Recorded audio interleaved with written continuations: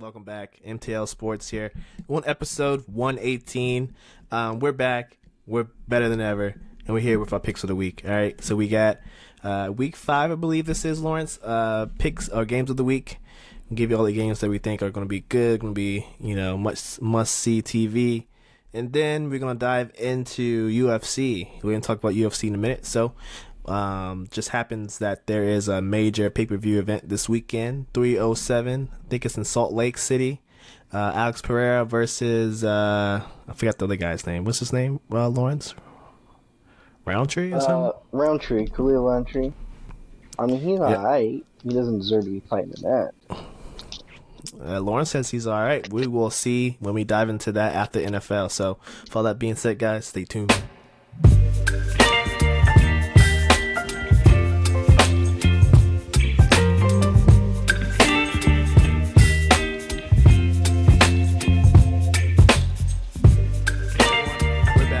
Kick off NFL Week 5 coverage. Let's take a little look at this Week 5 schedule. First game is tomorrow, right, Lawrence? Is tomorrow in London? No, Sunday's in London. Yeah, Sunday's in London. All right, so I guess we'll start off with the Thursday night game.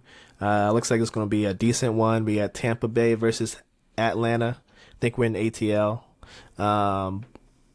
Well, like I say, I don't know if this is going to be a shootout, Lawrence, or if this is going to be a defensive game, because both teams can play either style at this point. Through 4 games, both teams have had those type of games, so I don't know where you're leaning towards in this one. I think due to the fact that it's a rival, and they're in the same division, and then it's going to be a low-scoring affair, but I think Tampa Bay wins it. And I think Tampa Bay wins it probably. I mean, I don't know how low scoring this really is, but I got it like a 24-20. A scoreline Atlanta's kind of familiar with. They allow about 20 points per game. Yeah, I'm expecting low scoring. As you can see, Matchup Predictor has about 54%. Going towards Atlanta. So, I mean, both teams have played well. Atlanta got a good win against the Eagles, and then they won last week, right? Then they beat New Orleans with last-second field goal. Younghoe Koo hit like a 58-yarder, right? Yeah, 58 yards. With time expiring, so that was a good win. So 2 good wins under the belt, got some momentum. Kirk. His movement's been looking better week to week, Lawrence. That's one thing I've been looking, seeing from him. But they gotta get Bijan the ball if they want a chance, because he just has not played well the past basically 2 games. I don't even know about getting him the ball. I feel like they're trying to give him the ball too much, and I mean, honestly, Algiers been more effective in certain moments, just because when he comes in, there's a change of pace. So I actually think divvying him up and switching them a little bit might be better. Yeah, maybe give him some more opportunities to catch up the backfield. I feel like running Bijan between tackles as a second-year player probably isn't what you should be doing. You already have a guy that's proven to do that. Maybe you use Bijan, not like a specialist, but like more of a specialist type role, like a CMC, like get him on sweeps, get him on quick outs, get him on quick Texas routes up the backfield, stuff like that. Yes, I'm agreeing with you there. I mean, I just think they're not using him the correct way they could in order to be more successful. I think he should be in a lot more. I wouldn't want to say triple option, but like have Algier and him in the back. Fake. It's like a fake to the inside, like a draw-ish to Algier, and then toss it outside when everyone's collapsed in. I mean, you just gotta get more creative. I mean, a lot of the things they have is single backfield, and they're like, all right, Bijan, like you said, go right up the middle. Does it work? No. You tried it against the Chiefs on basically 3 downs, and it didn't work. So, yeah, at this point in his career, that's not his style. You got a guy that's his style, so you got to play off each other a little bit better. But I will say they've been using their offense offensive weapons way better than Arthur Smith ever did. So that's one positive for the Falcons, I guess. All right, let's get to Sunday. Lawrence, what's your first game that you're looking forward to on Sunday? So the first game, I've written them down here. The first game I'm going to point out is the Commanders game. Now, I will be at the Commanders game when they play the Panthers. So a part of me, I'm pretty confident the Commanders are going to win. Which also kind of hinders one of my plans I was having of hoping that the Commanders tickets go down in price. You know, 'cause we kind of thought both teams were going to be kind of ass, and that the price would be cheaper closer to kickoff. That may be less likely of a case because the Commanders are kind of good, and with Well, it says right here $59. You were hoping for lower than that? well, I'm hoping lower for the Carolina game. I mean, it's not $59 is for nosebleeds. I'm not really down for nosebleeds. Oh yeah. I'm trying to get closer. Oh yeah. Yeah, that's right. But anywho, I think the Commanders really stick it to them this weekend. And I think, you know, everyone that told me crazy about I said the Commanders, they got a good enough kicker to win the division. I think my craziness goes out the window just a little bit. I think the ratings are extremely vulnerable. I don't think they're a good of a team. And I mean, Washington just looks scary to play at the moment.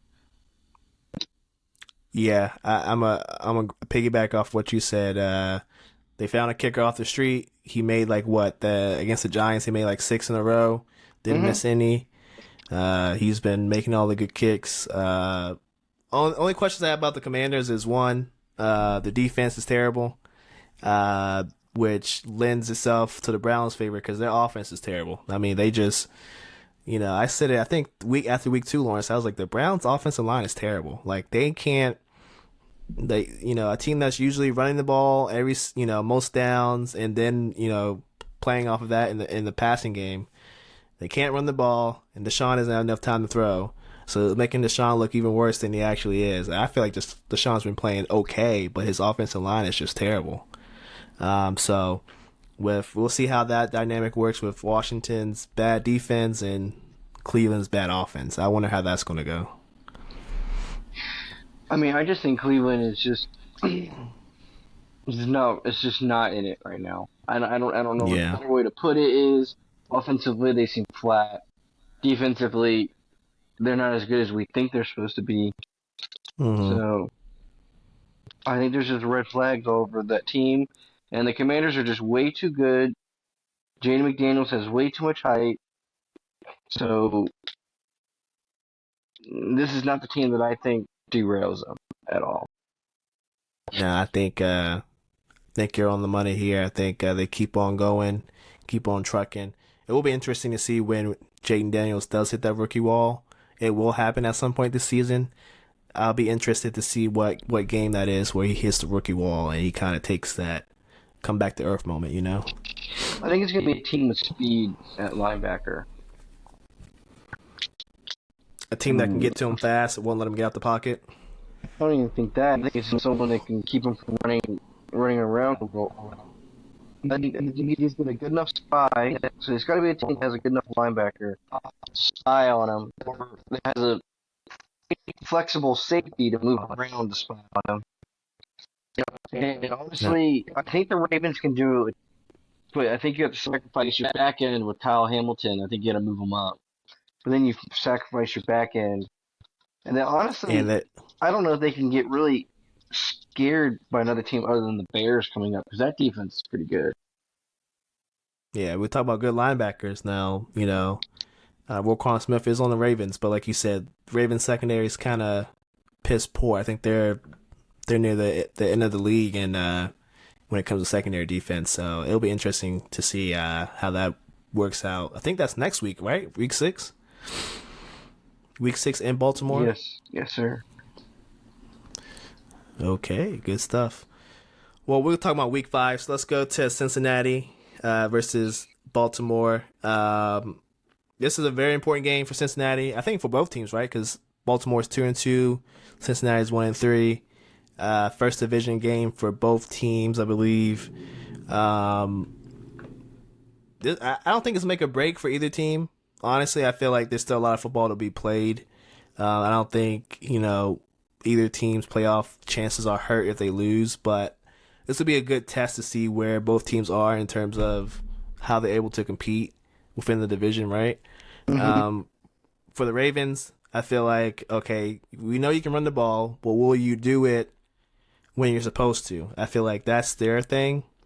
You can run the ball against anybody. Will you stick to that game plan, or will you try to be cute and try to bump up Lamar's numbers because you want him to make another run for MVP, whatever the case might be?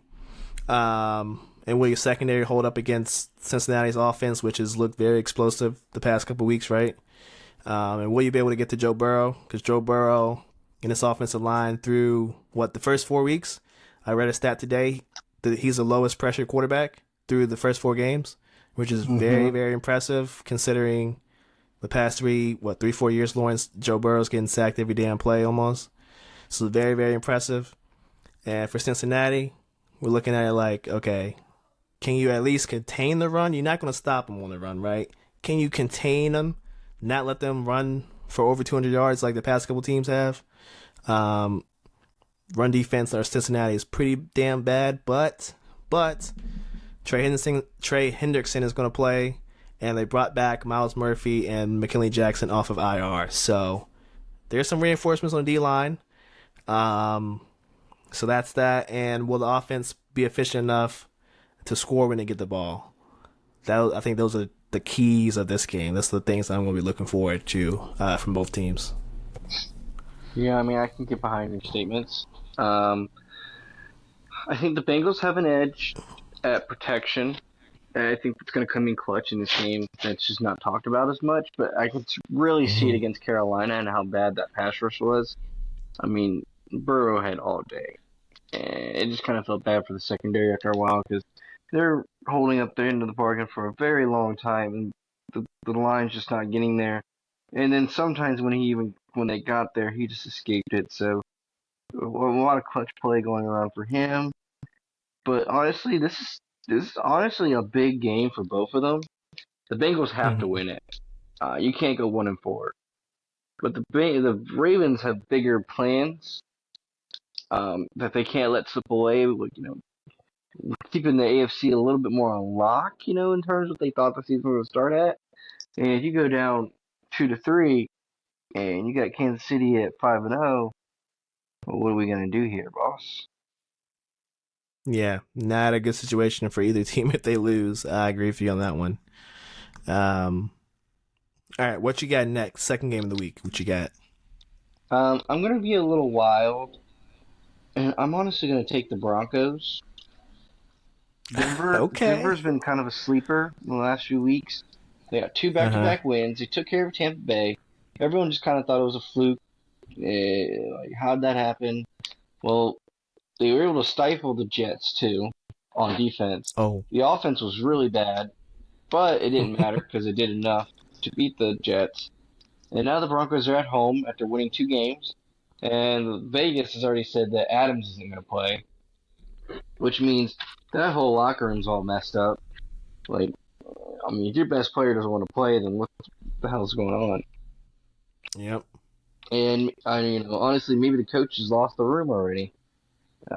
He did a good job to finish the season, and we thought maybe he should stay as a coach. But I think a lot of players on that team are starting to wonder if that was even the right move. Because let's just face it, you don't really have any running backs.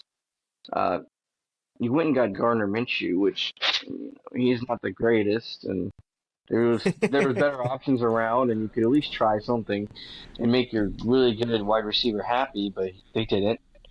And I Yep. think now it's all blowing up in their face.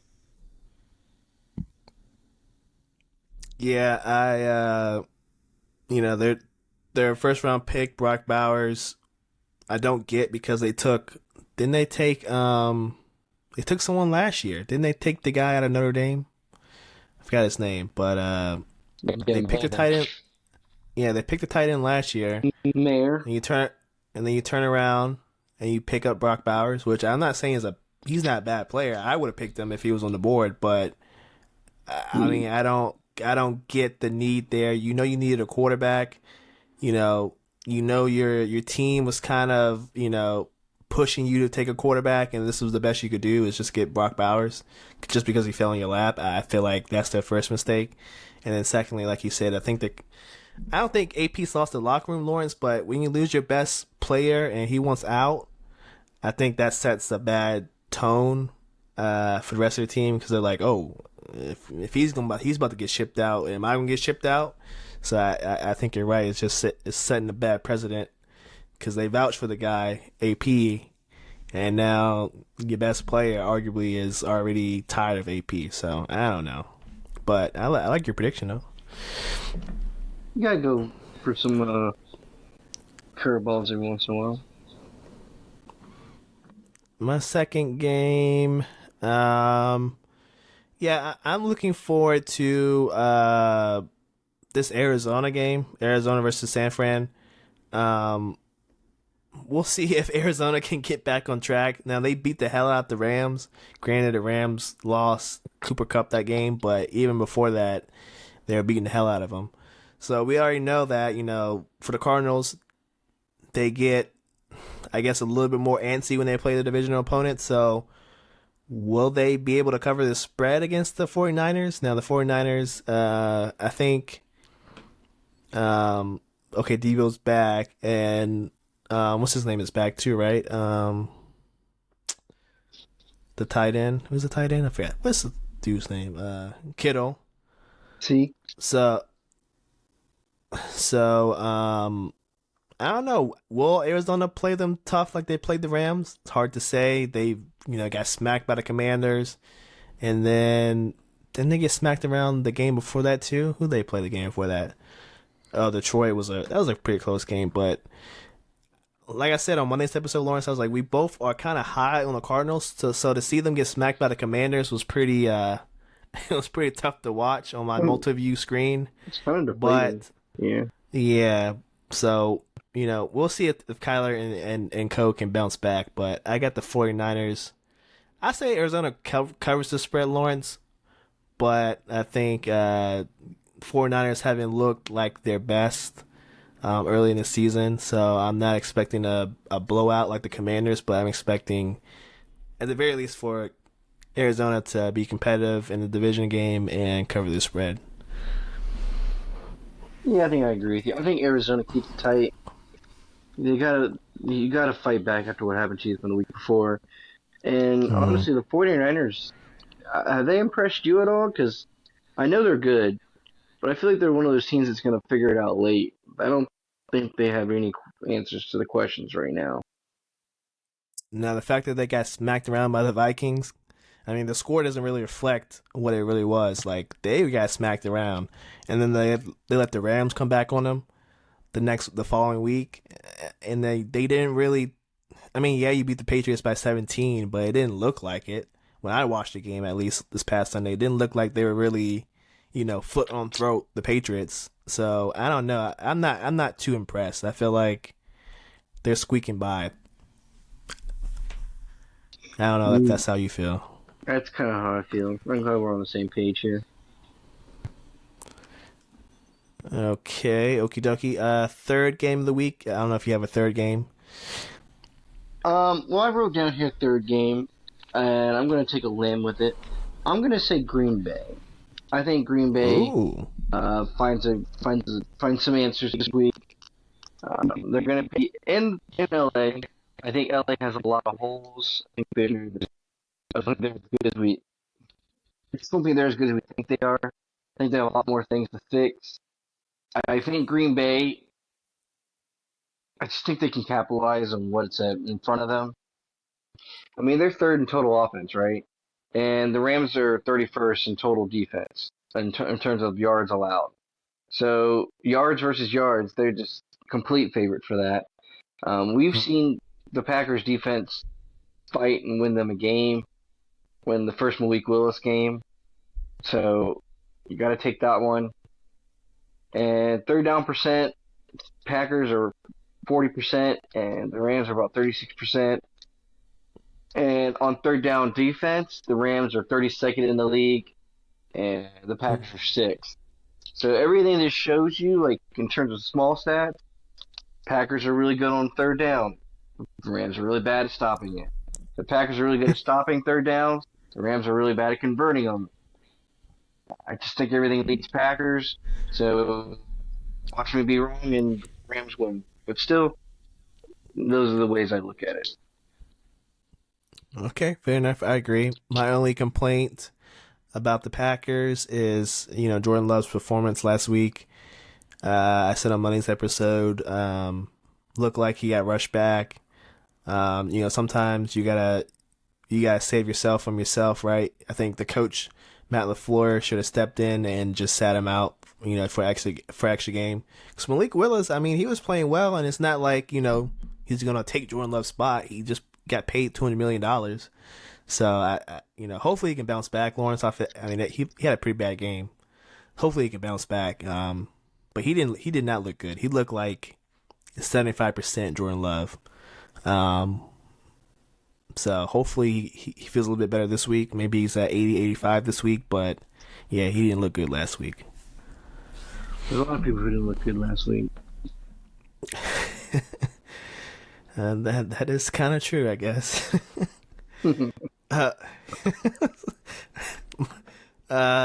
I guess my third game, I do have some honorable mentions, but the third game I really have my eyes on this Kansas City game, Lawrence, New Orleans at Kansas City. Now, don't know by now, Rashee Rice probably has the torn ACL. I don't think they confirmed it yet, but something wrong with his knee, ACL, something like that. So he's gone. Hollywood Brown's gone. Pacheco's not back until what, another 8 weeks or so. So I mean, they're down to the bare bones. You pretty much just got Worthy and Juju Smith-Schuster. Got Kareem Hunt off the street. I think Edwards-Helaire might be back this week, but I still feel like he's in a dog pound for whatever reasons. So we'll see if they can squeak this win out at home. ESPN has about 60% going for the Chiefs. The spread is only 5.5. So I don't know. At this point, the Saints defense has been really good. The offense caught fire the first two games, then kind of chilled out a little bit. Now the Chiefs defense is still decent. I'm not gonna say they're as good as last year, because I don't think that. We've seen that in the first couple of games, but this will come down to can the Chiefs score enough points versus this very good Saints defense to pull this game out at home. When you're very limited in the weapons you have, you're basically going to count on Kelsey and I guess Kareem Hunt to get you some points, and for Mahomes to go Superman. So I don't know. I got a sneaky suspicion that this is going to be the first game they lose, Lawrence. I think I got the Saints in this one. I think at the very least Saints to cover, because Saints have had a couple of close games. So I got them to cover at the very least.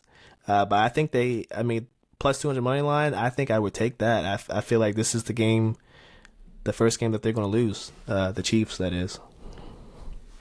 Yeah, I mean, you're probably right. I think the Chiefs could lose, but I think the safer bet, obviously, is just to take the Saints spread. Mm-hmm. I mean, if it's just sitting out there for you to take it like that, kind of just have to go for it. Because let's face it, the Chiefs have not won by. I get it. They beat the Chargers by 7, but they were tied 10-10 the whole time.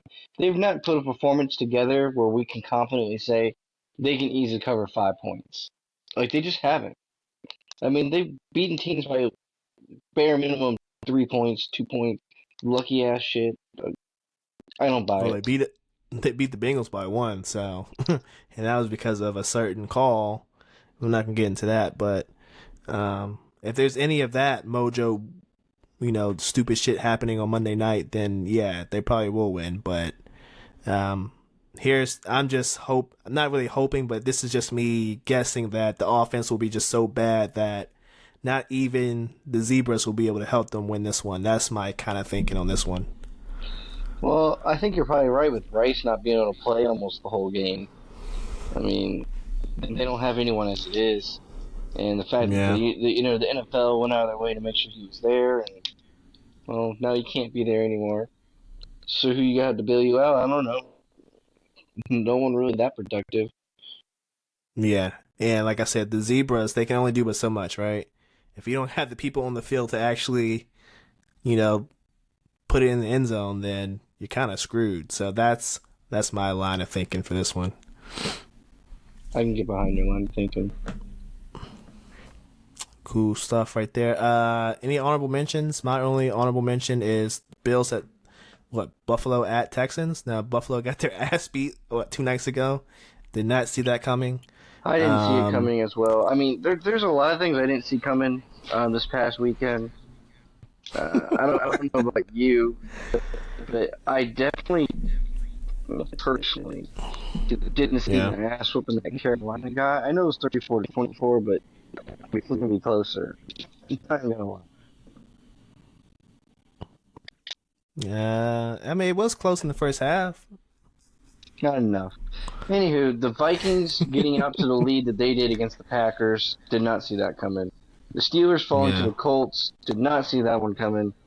Yep. The one I called was the Bears beating the Rams. I was really calling that one. I said, I think the Bears got it. And then after everything else, I can't say anything was too far out of place. I think only thing I might say was Titans' domination of the Dolphins. I knew the Titans were gonna. I didn't know. I had a feeling the Titans were gonna win. But let's face it, like they whooped that ass. They did, and Will Levis didn't come back into the game after he got hurt, right? So that Yeah, was all Mason Rudolph because they looked terrible with Will Levis in the game. well, it was maybe the winning game, and that's all they needed. Well, I said it on Monday's episode.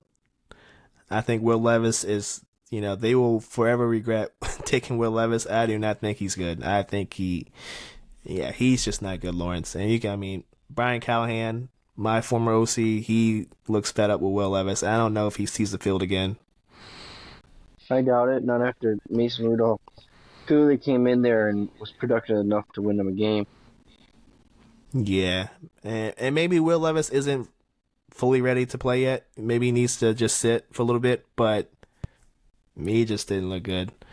But yeah, I got Buffalo at Houston. My honorable mention. Buffalo got their ass beat by the Ravens, and Josh Allen just did not play well. Even though the Ravens secondary is pretty trash, he didn't take advantage of it, which leads me to believe is missing Diggs really big of a deal? And turns out this game you're playing Diggs, your former teammate that you called out 2 weeks ago, saying it's way more fun to play with guys that don't care about the stats. So we will see if Josh Allen can back that up, or will he get his ass beat again? It will be interesting. I agree with you there. That's kind Yeah, of all I had for the NFL this week. yeah, fair enough. We got a couple teams on bye weeks, so not the usual full slate of games. Move on to UFC though. UFC 307. Yeah, it is in Salt Lake. So it's in Salt Lake. So no crazy time period switches or anything like that. Prelims start at 8. Early prelims 6:30. What fights are you looking forward to, Lawrence? In this one? All right, so I've written them all down. I got Carla Esperanza. So I'm going from the bottom to the top. I got Carla Gotcha. Esperanza. I'm gonna take her to win. Um, I'm gonna take Almeida by KO. But if I'm putting in a parlay, I'm gonna probably leave it out for the chance it might lose.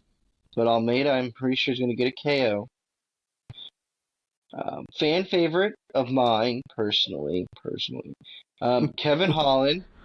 I'm taking him to win. I honestly am not the most confident in it. Mm-hmm. But I think he's got a shot. I always think he's got a shot. So I'm gonna take Kevin Holland. I skipped the Wonder Boy fight. I know it's probably gonna be a good fight, but I think Wonder Boy wins, and he's just not big of a big enough underdog, and he's 41 years old, so probably just best to leave him alone. Not worth taking it. Um, I think Mario Bautista beats Jose Aldo. But I think the safer, if you're going to put it in a parlay, is just take the over 2.5 rounds. I would take the Okay. over 2.5 rounds in a parlay to be safer. And then lastly, we're taking Raquel Pennington and Pierre KO/knockout.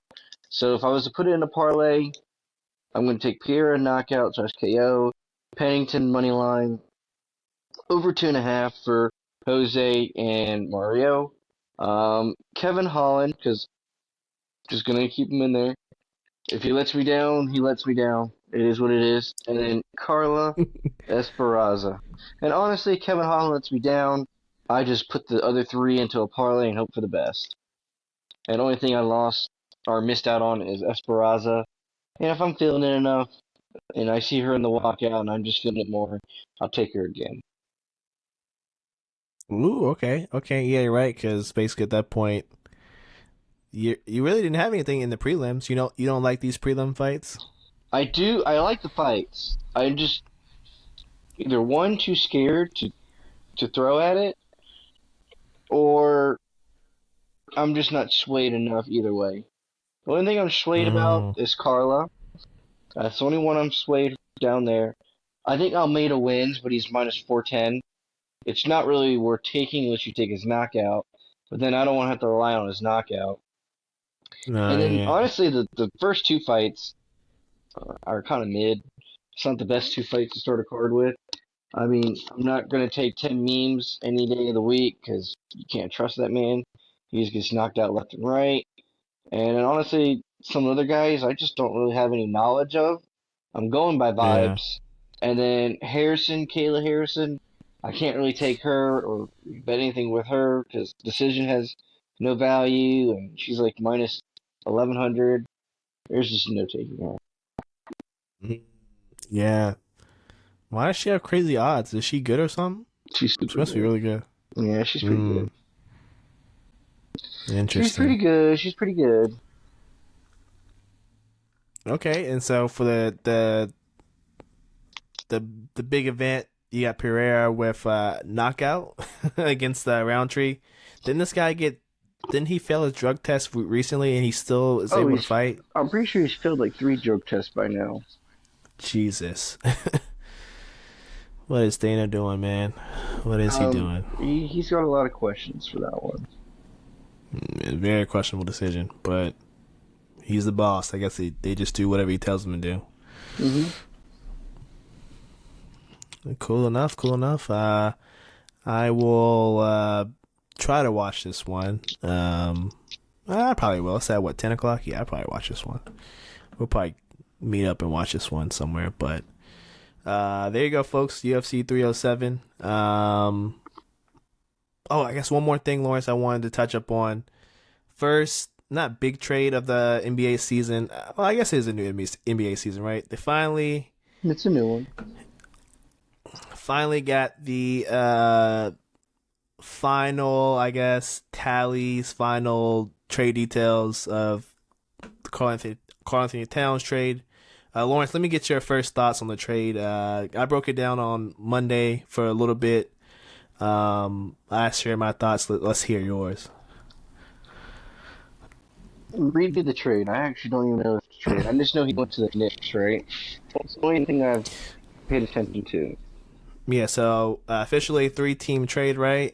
So the Wolves get Julius Randle, DiVincenzo, some other players, and I think like a protected first rounder from Detroit.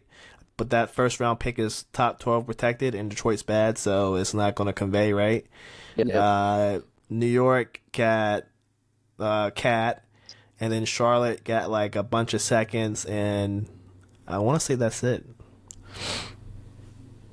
Mm. Ooh, honestly, I hate it. I mean, you can Okay, have a, hate it. You hate it for both teams, the Wolves, the Knicks. I hate it for the Knicks. The other two teams, I think, they kind of got out clean.